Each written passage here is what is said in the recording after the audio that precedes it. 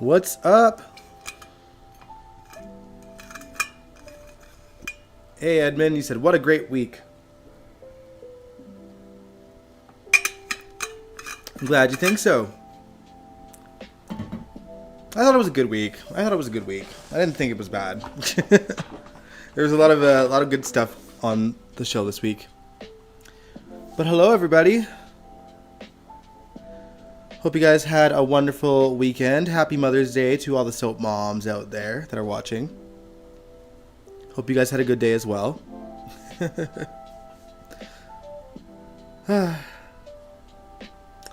It is a gloomy evening. It's raining out. I love the rain though, so I'm not mad about it.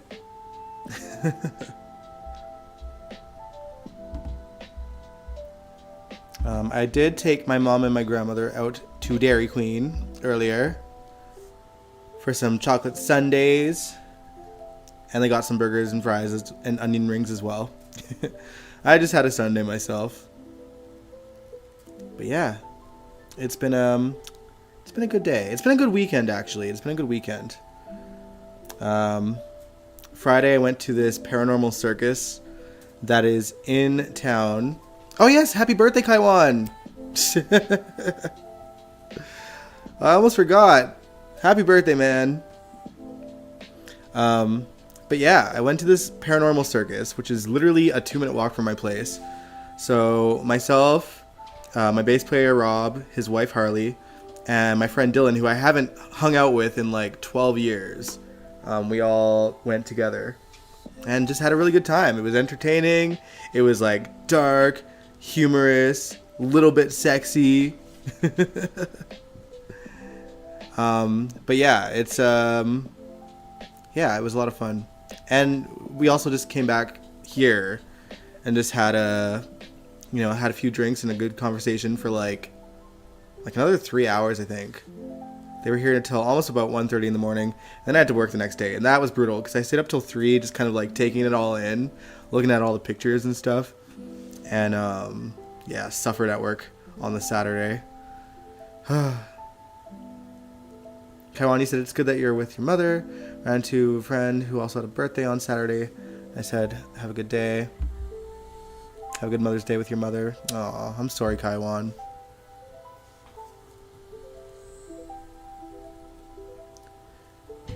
Angel, you said, Dion, thanks to you, Orlando Bloom stood next to me at the Katy Perry concert.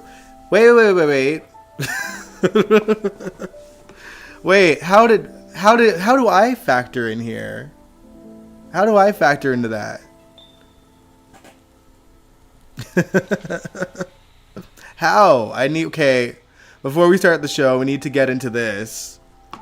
Angel, connect me here.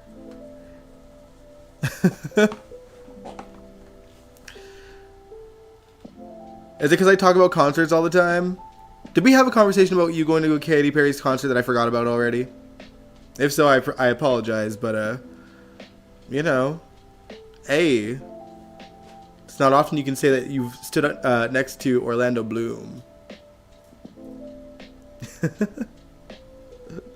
I need to hear this. Okay. Oh, that's right. It was that. Okay. Now, okay, yeah. You chose to sit next to the sound booth, and you got a chance. Oh, Angel, did you get a chance to hug Orlando Bloom? Well, there you go. Well, I'm glad you did. Yeah, I mean, it's hard to tell whether or not it would be good. I mean, it just depends how the sound system or sound booth is set up. You know? I'm glad you did it, and then you got that bonus as well. Cause yeah, I suppose like in like the bigger arenas, like the usually when you see like a celebrity there, they're usually in the sound booth away from the rest of the people, so to speak. So, hey, I'm glad you made the choice. Oh, you saw their daughter too. That's sweet. Hey Nathan, what's up? Oh, just enjoying this nice rainy evening in Edmonton. And I'm about to get into general hospital stuff with all of y'all. So I'm stoked for that. So, on that note, What's up, everybody? Welcome to the General Hospital After Show.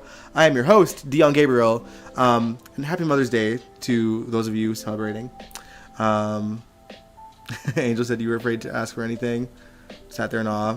I mean, I probably would too, honestly. It's always a weird thing when like celebrities are just like out there just trying to enjoy themselves, and it's Katie's family, so I get it.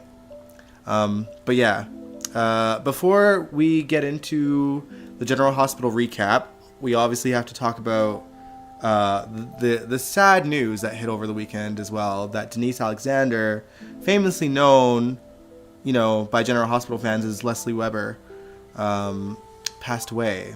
She actually passed away in March, but presumably her family wanted to be able to mourn privately before it was announced publicly. So we got the news from Jeannie and from Frank this weekend.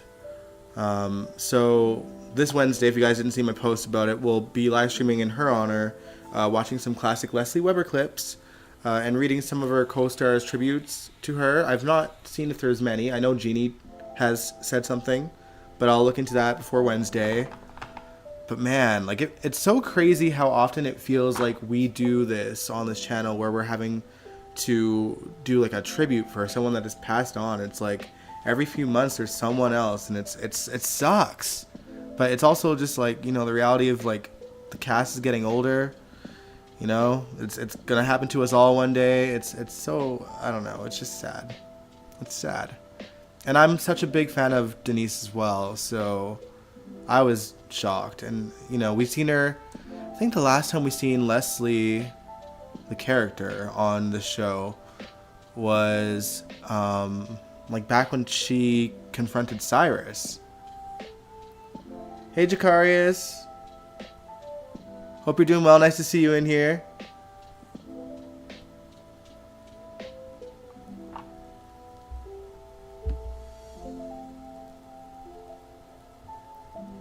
First scene in General Hospital was from Leslie from 1968 with the original actress. That's right, Denise is a recast. What happened? I mean, we don't really know a whole lot, just that she passed away. Denise Alexander. Yeah.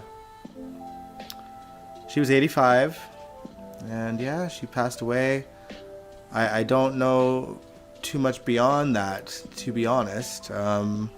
It's been such a crazy weekend with the circus, and I worked on the Saturday, which isn't usual for me, and then Mother's Day today, so I didn't really get a whole big chance to look into it.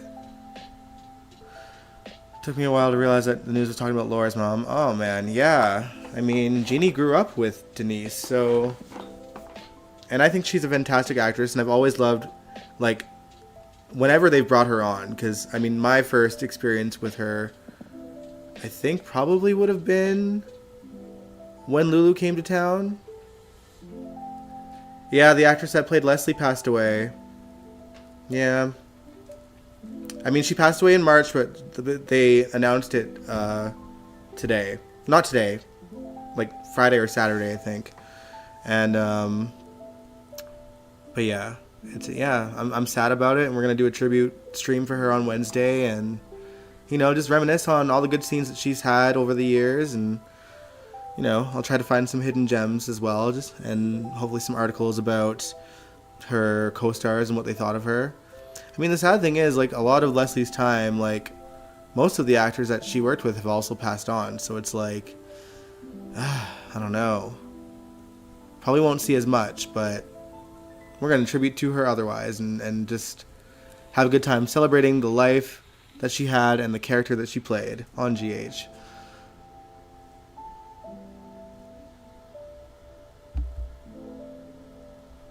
Yeah, it's true. Leslie Charlson and Denise Alexander are both gone, and their stories were very intertwined in the 80s, so we're bound to watch some scenes with both of them for sure.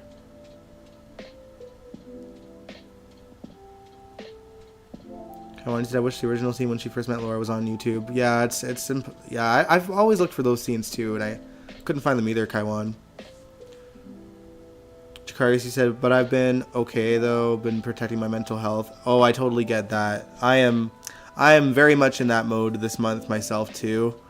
I was literally just texting Rob, my bass player, about this like an hour ago. It's like it's a rough month for me, man. It's a rough month. So it's the anniversary of my first dog's death coming up in like a couple of days as well. So that's already, it's already hitting me a little bit. And I'm just preparing for the crash, Haven't watched GH in like a month. You missed some fun stuff with Drew, Jacarius. But honestly, like, yeah, do what you need to do to protect your mental health, man. It's such an important thing for all of us to kind of do, and not let ourselves kind of fall into, bad coping ways. If you need to take a step back from things, take a step back.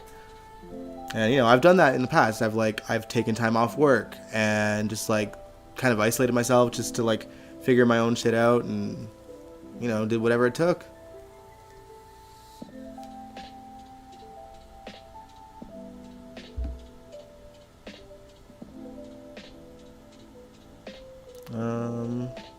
Okay, well, you said it used to be early 2000s. Well, I mean, YouTube only got here like 2006 or 2005.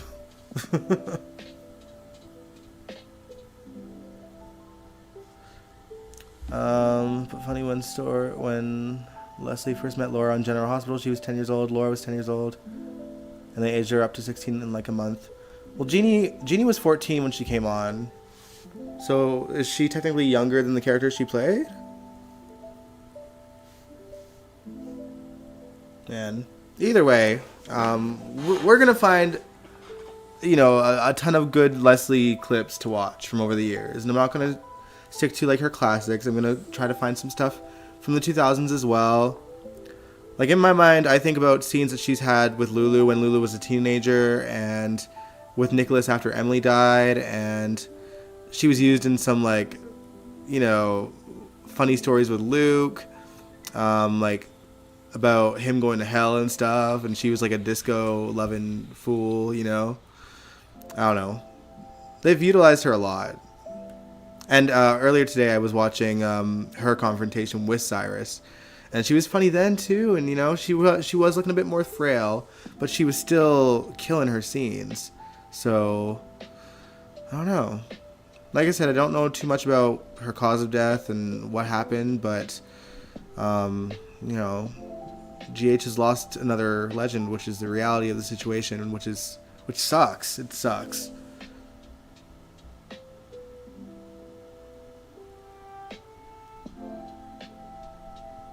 Yeah, there definitely was another Laura before. There definitely was, yeah. I know that Jeannie was a recast. All right, but we'll table some Leslie discussions for Wednesday, because there will be a lot to talk about then. And now we will get into what happened this week, because there's a lot. So buckle up. Let's just jump into it. Let's just jump into the Drew stuff. Let's just get it out of the way before Albert comes in here saying he's a good man. I'm watching for you, Albert. Now, as you guys know, Nina and Portia executed a plan to drug Drew and make an embarrassment out of himself in a public setting, and it pretty much went exactly as I expected. It was fun in the moment, but easily suspicious considering he's not known to get drunk or do drugs. Most of his biggest enemies can even say that they've never seen him wasted or high, even up until now. And some have even stated it on the show this week, that it's weird, that it's not like him.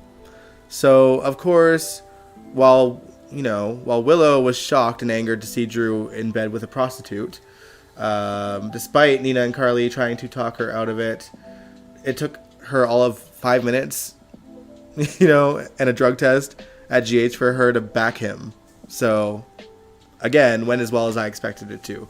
Meanwhile, it also didn't take Brad long to figure out that Portia is the one that drugged Drew, considering she made him get ketamine for her in the first place. And when he confronted her, she put him on notice that if he went public with that knowledge, she'd frame him because he's the one that actually got it for her in the first place. And who's the public going to believe? An ex-con or the chief of the hospital? So, he's an ex-con with a lot of questionable history over the years.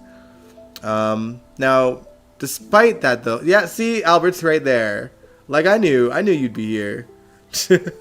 Now, listen. So despite that, Brad was fed up enough that even more so after seeing Lucas and his new beau, Marco, cozying up in the break room or whatever, he was more fed up then.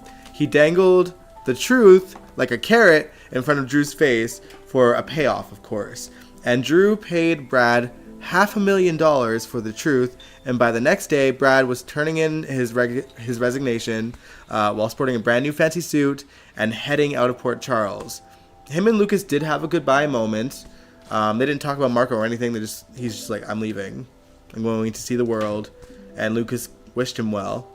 But yeah, like, I don't expect anything more out of that beyond a brief conversation between Marco and Lucas about Brad leaving, and then they'll just probably leave it like that.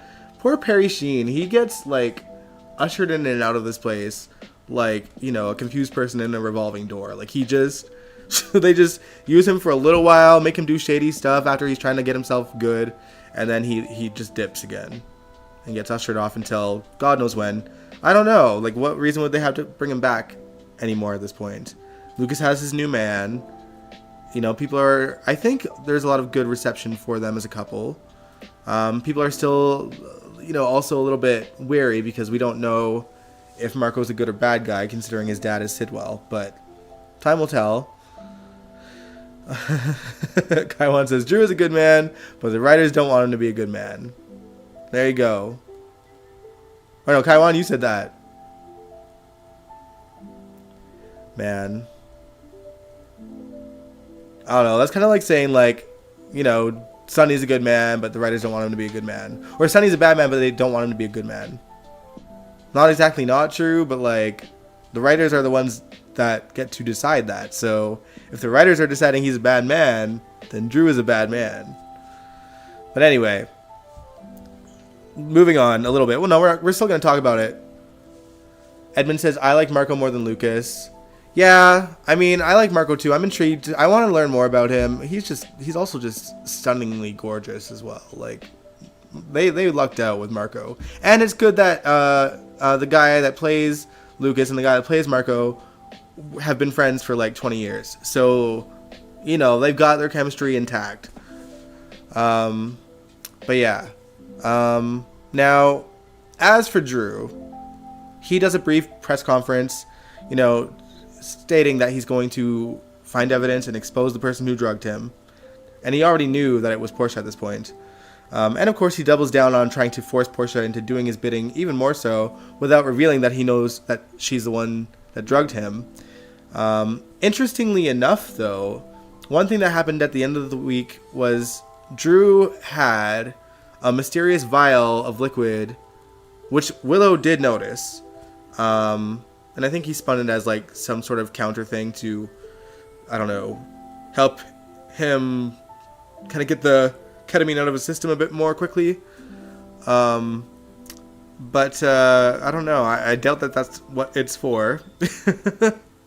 I don't know exactly what he plans on doing with whatever it is, but whatever it is, it's likely going to be hell for Portia. I feel like he's going to drug Portia. I don't know what kind of drug it is. I don't know if it's ketamine.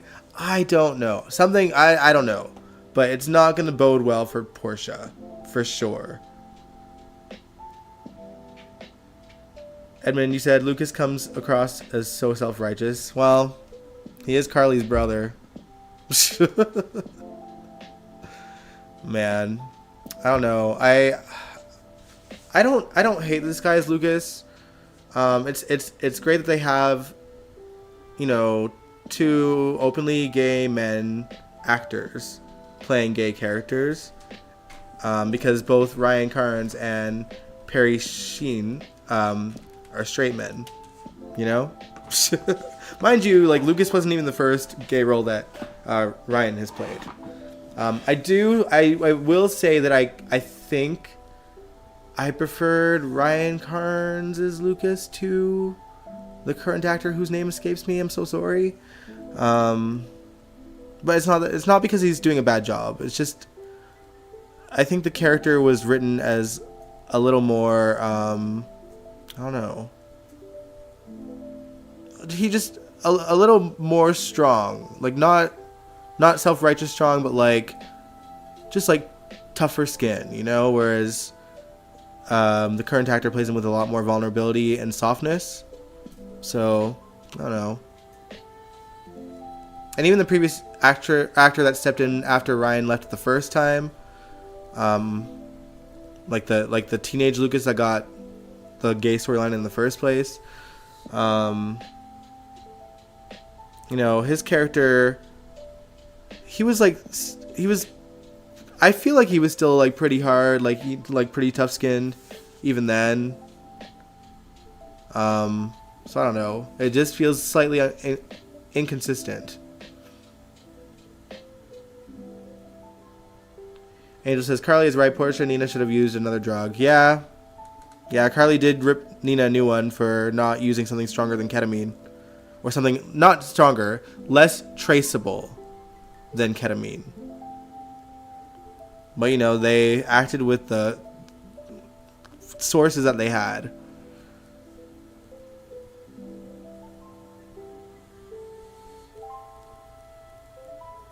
Yeah, a bit more manly. Well, I mean, you can't really define men as just being one thing.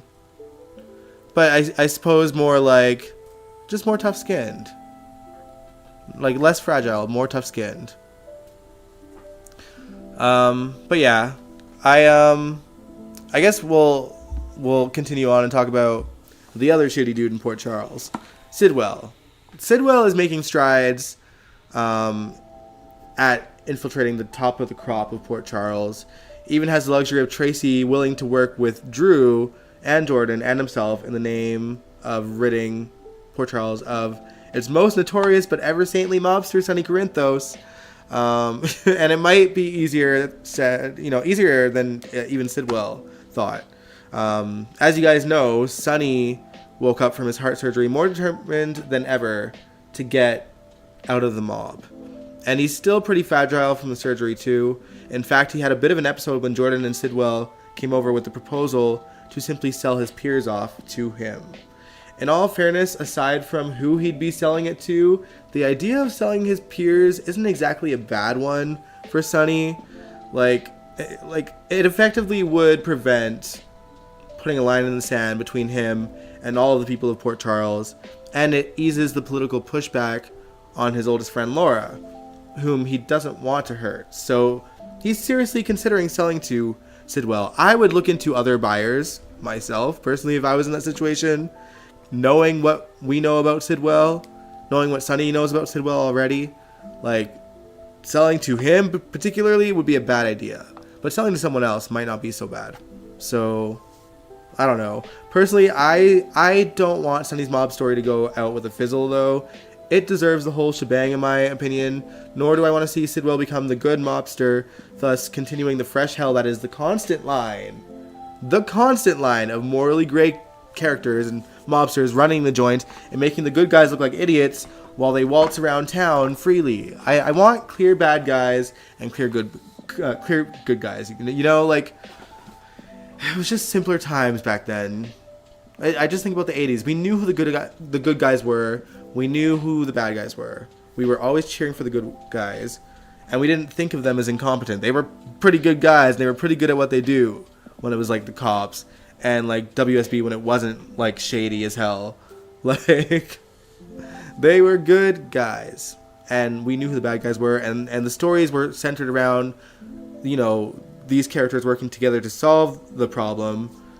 Instead of just like, you know, I guess the end result always being they don't really leave.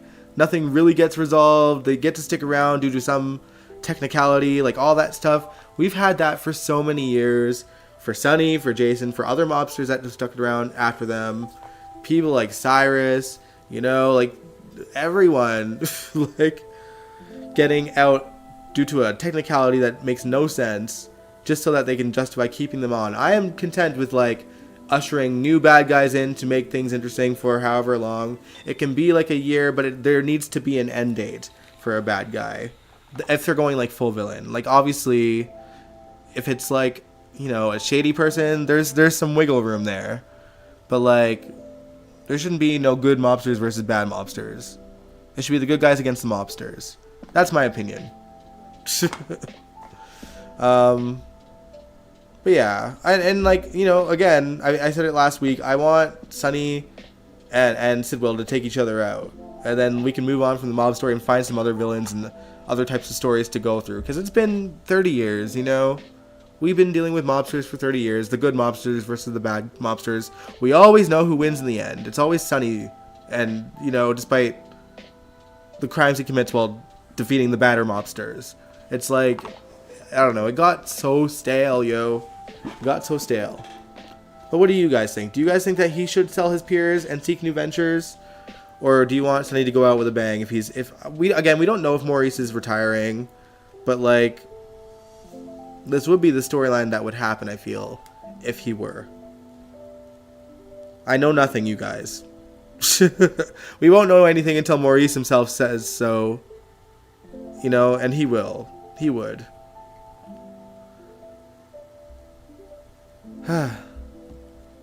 But alright, let's move on and talk about the tweens, Rocco and Danny. They have caused an awful lot of fighting among the adults about who's to blame. Actually, no. It's just caused Dante to act insane. Let's call it what it is. Dante acted insane this week and attacked everyone else instead of Rocco for getting drunk in the first place or owning his own part in how it happened, focusing on the drama between, you know, Lulu and Brooklyn instead of spending time with his sons like he planned. So, like, first he brutally attacked Gio, right?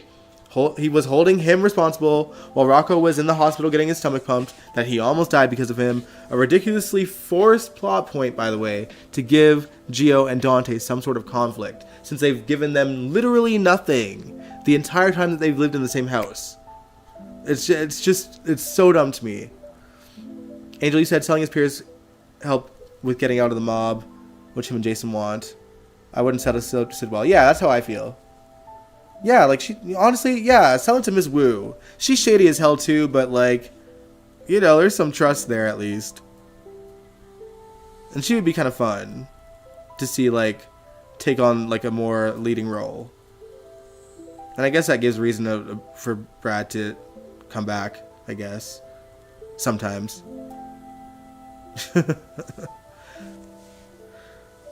Kaiwan, you said, I think they want a conflict, but they're giving Gio no flaws. They should give him... Oh, no flaws, maybe? Should give him some flaws. Hard to say, yeah. Gio has been written as, like, a clean-cut kid. But, yeah. Now, listen. So, while Dante and Gio... Or not... Well, yeah, I guess. While Dante was yelling at Gio, Lois was sitting there, defending Gio to the 9. And Dante was accusing her of, like, not letting Gio be held accountable for anything. And Lulu was listening to the conversation, and Lois said something to the effect of, like, if you knew who he was, and that had the wheels turning in Lulu's head.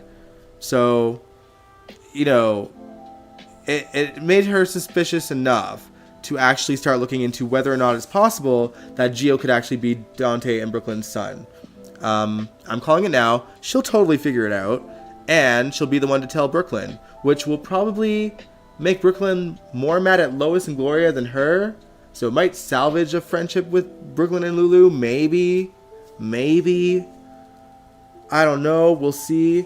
Dante also had some choice words for Jason, by the way, about his parenting skills, giving Danny as much freedom as he gives him, and telling Jason about how Danny's been caught drinking and brought in by cops before, even dangled the reality of charges that could be brought against Danny if he were a different man, insisting he puts the fear of God in Danny so that something like this can't happen again.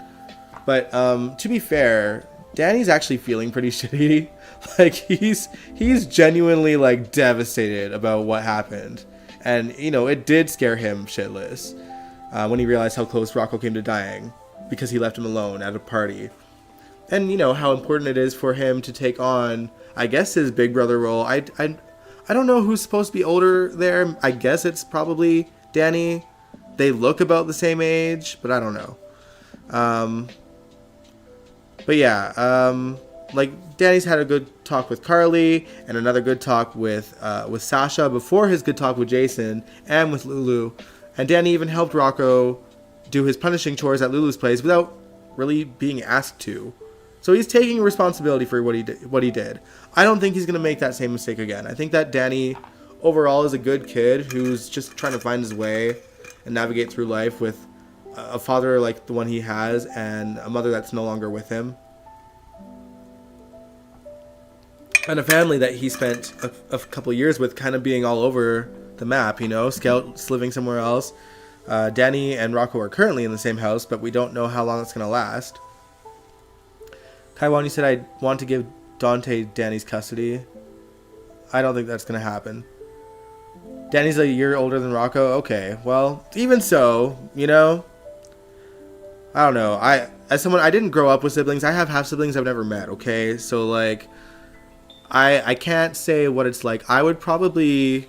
I don't know if I would have been a bad influence. I said it a couple days ago. I was a good kid in high school, okay? I didn't do anything rebellious until, like, the end of it. And really, all I did was, like, sneak into a nightclub. By myself. Well, not by myself. I had a friend that was obviously over 18 that snuck me in. But, like, I don't know. I feel like that's different. And I didn't drink there. So, like, it is what it is. But anyway, let's circle back to Lois for a moment. Because, obviously, she's going to be right in the storm of this Geo situation once things come to head. Tracy already had choice words about hiding the fact that Brooklyn had a child from the Qs. And Tracy doesn't trust Lois as far as she can throw her. So I feel like Tracy might end up doing some digging herself. And maybe her and Lulu will end up working together, which might piss off Brooklyn until, you know, they get concrete proof of what, you know, that Geo is in fact Brooklyn and Dante's child. That Lois is hidden from Brooklyn the whole time, clearly. So yeah, I don't know. It's gonna blow up. My guess, and I think this is some of your guys' guess too, is that it's gonna be revealed during the nurses' ball somehow.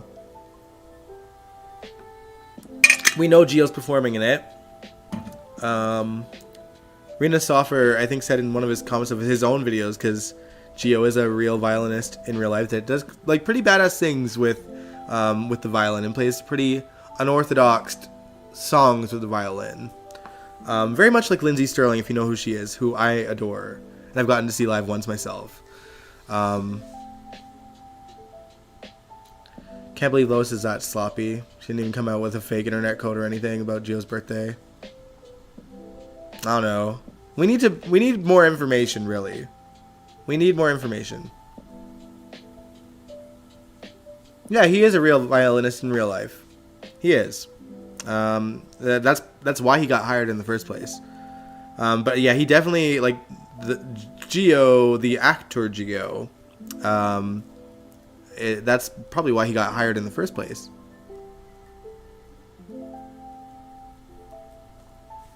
Yeah, he very much channels Lindsay Sterling. I wouldn't call Lindsay Sterling, like, hip-hop violin.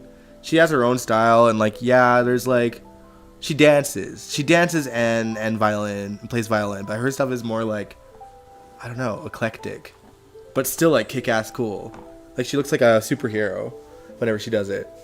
Whereas I think Geo kind of just plays things coolly, dances around coolly, but there's no, like, character to him. It's just, like, him doing a thing. But it's still cool nonetheless. Like, I would go see him in real life if he was, like, randomly playing here, I think. Although, like, his character on the show is very much just plays classical music. Or probably, I mean, they've kind of, like, planted, like, Brooklyn's going to make the violin look cool for the nurses' ball. So, we'll get to see real-life Geo within current Geo's character. Character Geo's character. But yeah. Listen to classical music once or twice on CBS, but that's about it. I mean, I can get down with classical music for sure. I used to have classical music on my iPod, like, back in the day, like, in high school. But I was a weird kid. I had like everything from like classical music to like classic like 50s, 60s Disney songs to like back scores of animes and like Linkin Park and the Used on my iPod back then. All right, but yeah, let's get into something else. Let's move on to the WSB college years storyline with Jocelyn. Jocelyn had snatched Emma's flash drive at the bonfire party, with her project in it to become Professor Dalton's assistant, so she could copy and corrupt Emma's flash drive and hand it in for herself, the copied flash drive. She almost didn't get it back to Emma without drawing suspicion, but she did. And interestingly enough, this party brought Jocelyn and Emma together, like a lot more closely together. And so much so that Emma actually opened up to Jocelyn about why she left California, even being honest about the NDA and everything, and being even more truthful towards her than her grandma Anna. So Emma was actually investigating Dalton herself on her own. She's not an agent. I wish she was, but this is like a surefire way to, make it happen. Just saying, for the WSB to watch her. But yeah, so Emma was investigating Dalton. She thinks he's doing illegal testing on animals or something in his classes. She was actually caught entering his classroom, and she was obviously looking for evidence. She didn't get a chance to find any.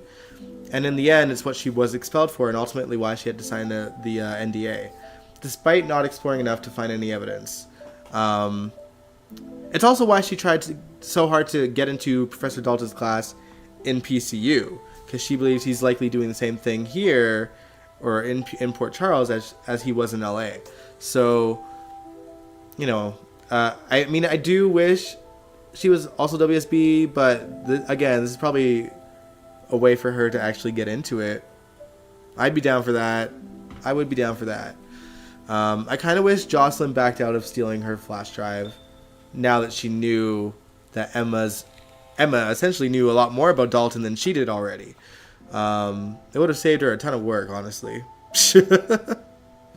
But yeah, she did hand in, she did get the flash drive to herself. We'll see if she uses it to become his assistant, but like really she could have just like let Emma do all the work, and then because Emma would just open up to her and probably tell her about everything that she learns anyway, and Joss could just take that back to the WSB, and then the WSB could be like, wait, Emma's the one that's been finding all the evidence? I don't know. I think there's probably more to it than him just doing testing on animals or something. I feel like it's probably something much worse if the WSB have their eyes on him, but we'll see. We'll see what happens. Now, those are kind of like the most interesting things that happened on the show. I think other than that, we had some drama with Christina, because when don't we at this point? Christina had opened up to Lucky about how her mother almost got her committed, and how Molly found out and told Christina, and how they confronted Alexis. And Lucky's like, do you think maybe you might need to do it? Like, you might want to commit yourself? I mean, you did try to kill Ava, and you almost got, like, your sister's father killed. So, just saying. And, Christina was like, no. And, but he did kind of talk her out of, like, this need for vengeance, and Christina ends up going to Alexis to be like, you know what? I think that we need to, like, try to move past this, and especially for Scout's sake. Scout is living with Alexis for the time being because of the whole political situation with Drew getting drugged, and the pushback from the press and everything, just trying to protect Scout from that. Molly shows up, and she's a little bit reluctant to do the same. But before that kind of went down, Ava and Rick had paid Alexis a visit just to blackmail her more and ask for more money. And Christina had walked in while they were there. And that's why that sort of came up in the conversation about Christina moving forward and wanting to move peacefully. She tells that to Rick and Alexis. She wants to let it go and wish you well. We need to move past this. I want to not live my life on vengeance and all this stuff. And, Ava and Rick are thrilled with that. Not enough for them to stop blackmailing Alexis, obviously, but they're thrilled enough. But yeah, so I don't know how I feel. I mean, like, the dagger is still in Alexis's house. It's in there for some reason, which something's gonna happen with that thing, and I feel like Christina's probably gonna be the one to wield it. So we'll see. We'll see what happens. Good God. Something else that also happened with Rick and Ava, and it was kind of weird. They've made this sort of offshore account from a I think a business front. I don't even know.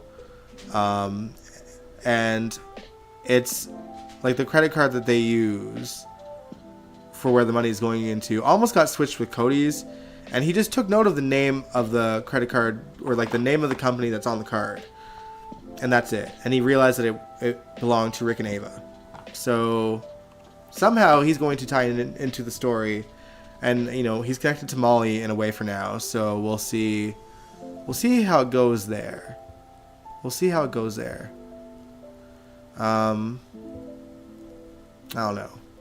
I'm not that interested in the story. It is mildly entertaining having Rick and Ava blackmail Alexis for like just being a garbage mom who will coddle Christina no matter what she does instead of actually get her the help that she probably needs. I don't know. It seems ridiculous, Alexis. You've already been in jail because of something that Christina did, or something that you thought she did anyway. Like, it's insane. It's insane. And yeah, and then other than that, like, Kai had his surgery, and he's already walking. Like, he just got out of the surgery, and like, maybe like an hour afterwards, he like tested sitting up out of the wheelchair and walking, which he did. He walked a little bit towards Trina, and so it looks great. I just feel like we're not done here. Something's gonna happen to Kai. Something is gonna happen to Kai. This is too easy. It's too easy.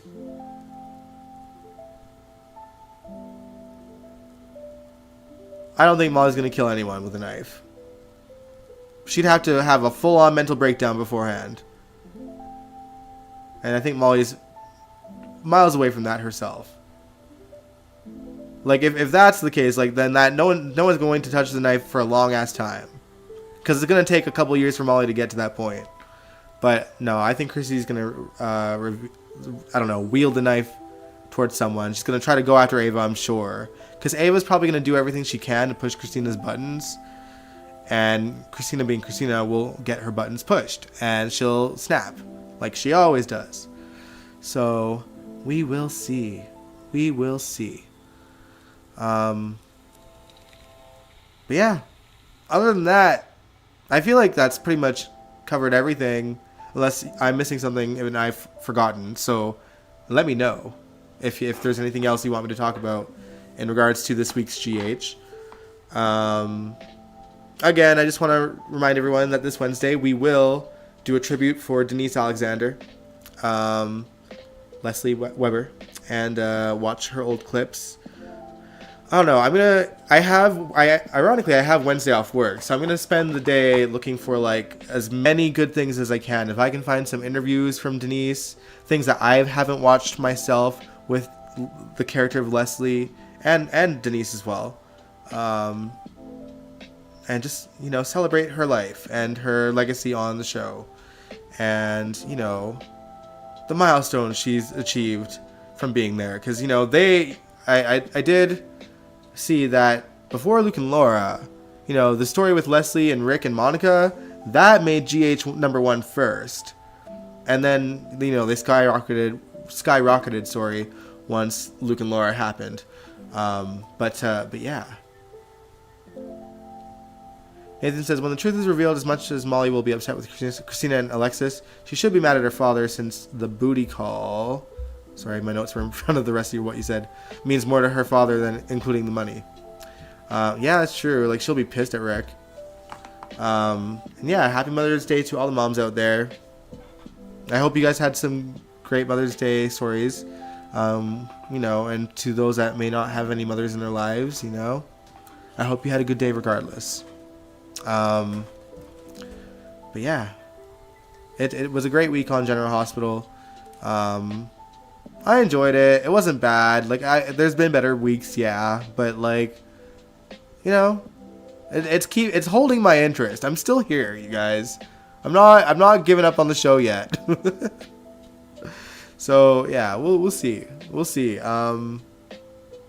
where these stories lead. I think there's potential for all of these storylines to really come to an epic climax in the next little while, and I hope GH doesn't disappoint.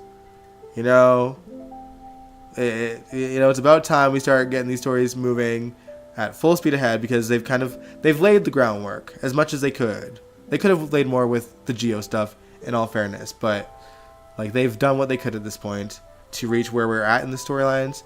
Now we just need the push for things to be revealed to everybody. But yeah, I am stoked. I'm stoked to see what happens next. I'm going to enjoy GH while I can. But yeah, on that note, I think I'll end the live stream here. Again, I hope you guys enjoy the rest of your weekend, what's left of it. I know it's later for some of y'all already. But yeah, and I'll see you guys Wednesday. If you liked this live stream, give it a big old thumbs up. Subscribe if you want to. I'd really appreciate it. And also, congrats to DC Soap Sanctuary, because he's hit 1,000 subscribers as well. So celebrate DC. I adore that guy. He's a cutie pie. Yeah, I'm stoked, Angel. I'm stoked to see this, like, these storylines kindly come to an end. And, you know, I pray for the potential to be glorious. You know, I want the reveal for Brooklyn to happen. I want to see the drama that unfolds with Lois. I want to know Geo's reaction to being lied to his whole life from Lois and Glory, and the people that raised him as well, the mom that raised him before she passed. But yeah.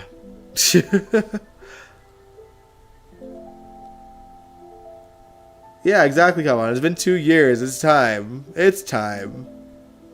We're closer than ever, guys. Alright, but yeah, I will see you guys Wednesday for the Denise Alexander tribute.